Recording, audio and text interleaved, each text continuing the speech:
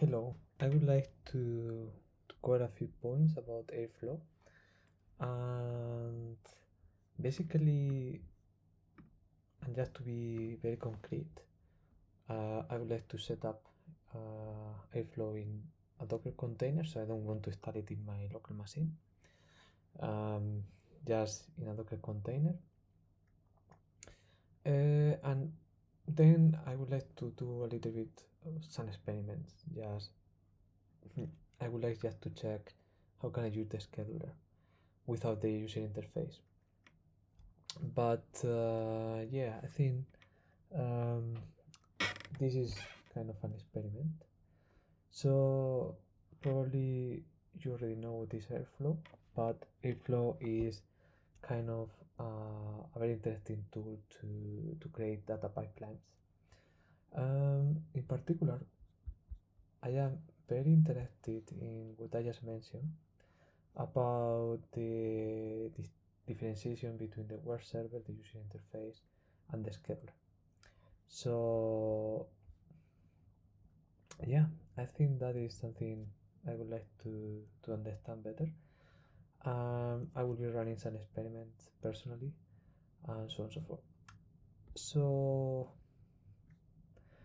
here are a little bit the commands that I will be running on the thing. So I basically have a look to another YouTube video about how to use Docker, but whatever is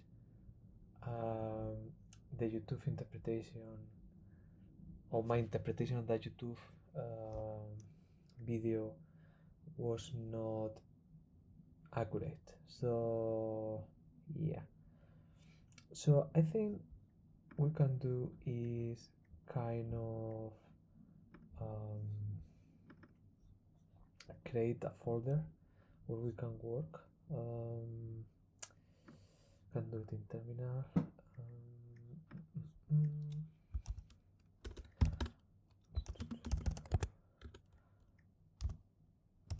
I always like to do things here.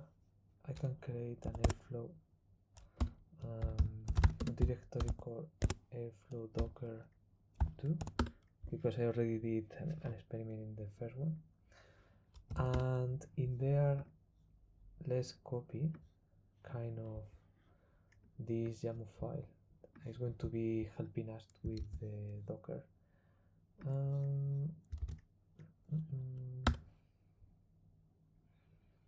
Oh, sorry. This is here. I miss here one of these things. Not to forget.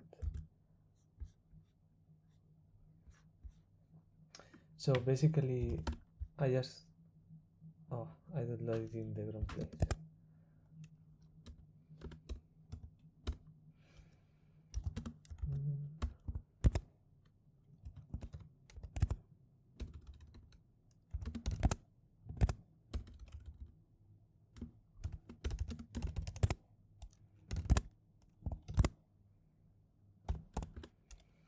I should have to load it here.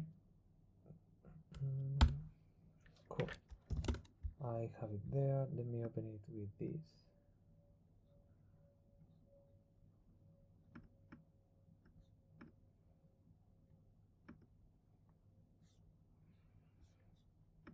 That is the old version. Let me open the new version.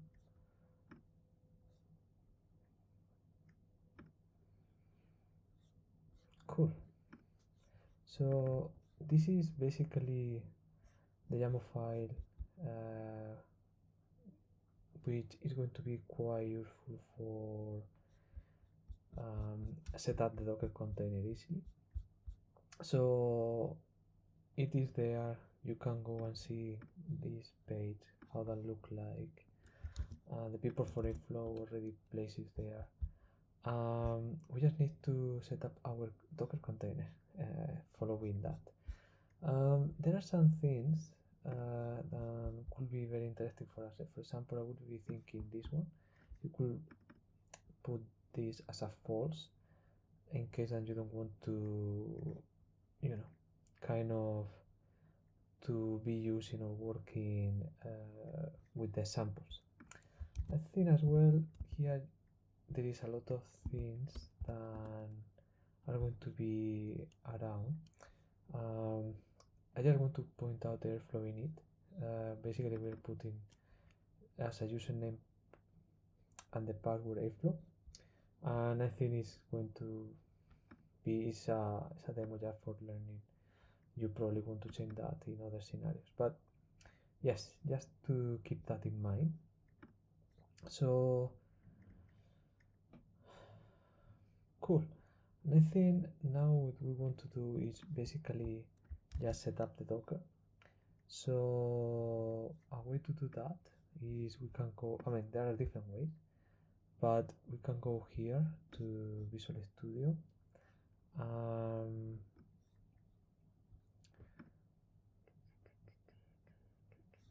we can just create a terminal or set up a terminal.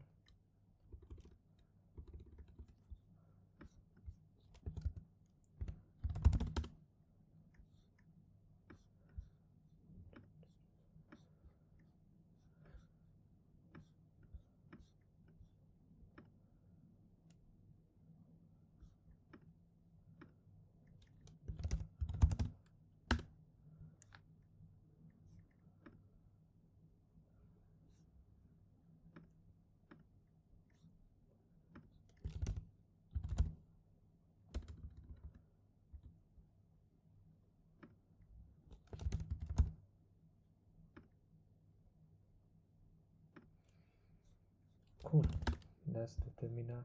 Let me just do it there rather than this one. I'm going to close this one.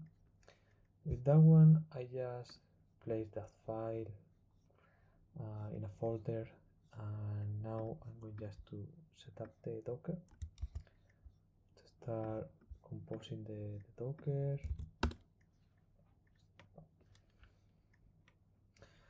I could have done it in a different way, but yeah, I mean it's a really nice way to do it. And I think we just need to wait a little bit until the whole thing is set up. And I mean we can have a look as well here. How is the status, how is that going, the resources using the Docker theme. But also here, I mean, we will be able to have a look. It's opening 4 pods, and so on and so forth. And here, of course, we could have a little bit more information. If you're not familiar with this, it's always good to get familiar. This is the one we want to check. This is the user interface. If we go back here, this is the user interface, and as mentioned, the password is Airflow.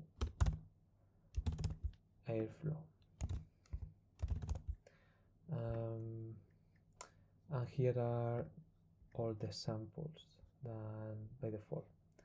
We could run any. I think I tend to run.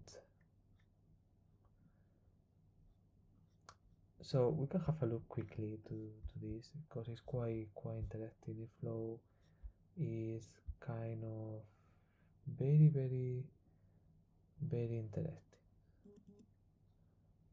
So we can pick up any, we can run it locally here, for example, and here we will see the status of the pipeline, basically,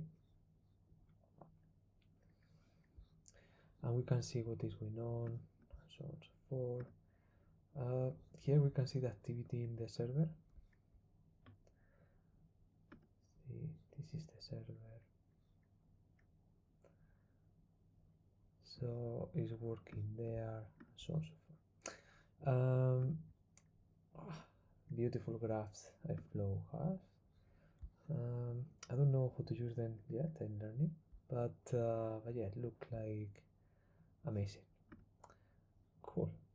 So here is the code. This is as well something very interesting, and basically each of these have a kind of tag ID, and there are many tags, and I think if you check the original code in GitHub, there are many examples that I'm just showing there, all these examples, right? You can see the code in different ways. Let's see which is the one we are running. Here you can see the code. Let's see the name of this example branch operator. And here in GitHub, let me just remove the video. You could easily see as well the code, right? This is as well the code, and so on and so forth. I mean, I don't want to go incredibly in detail into that. So, but basically you can see here is the thing run, this grabs the tax duration and so on and so forth. These are the samples, 74 samples. This is the one that we have run. We have run it twice, and both times has been success. Now let's just try to do it without the executor. Without the user interface. We just did it with the user interface. So we can go to the terminal. There are different ways to go to the terminal. In that, where Airflow is working, and here I place a command to trigger the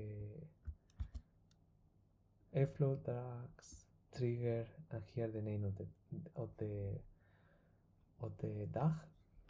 Again, here is the name of the DAG, and here are the names of the DAGs. If you remember, we just saw before the code as well the name of the DAG.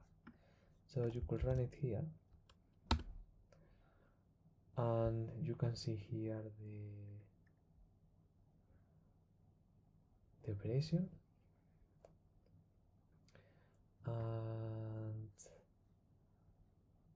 let's see if we refresh this page.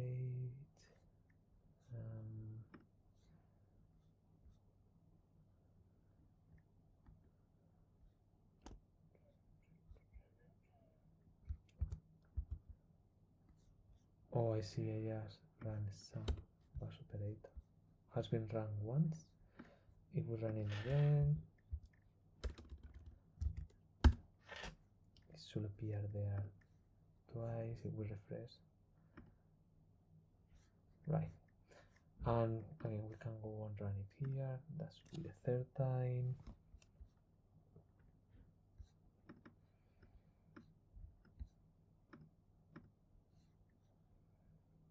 Yeah, you can see it 3 times, and so on. And I think, yeah, that should be kind of what I wanted to show.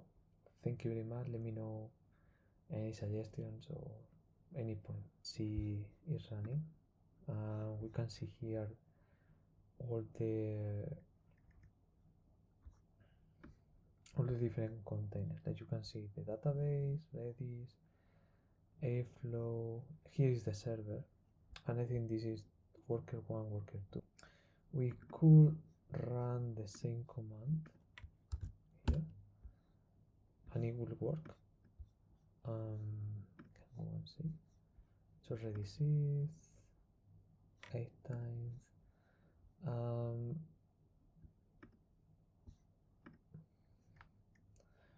We can go to one of the workers and run it there.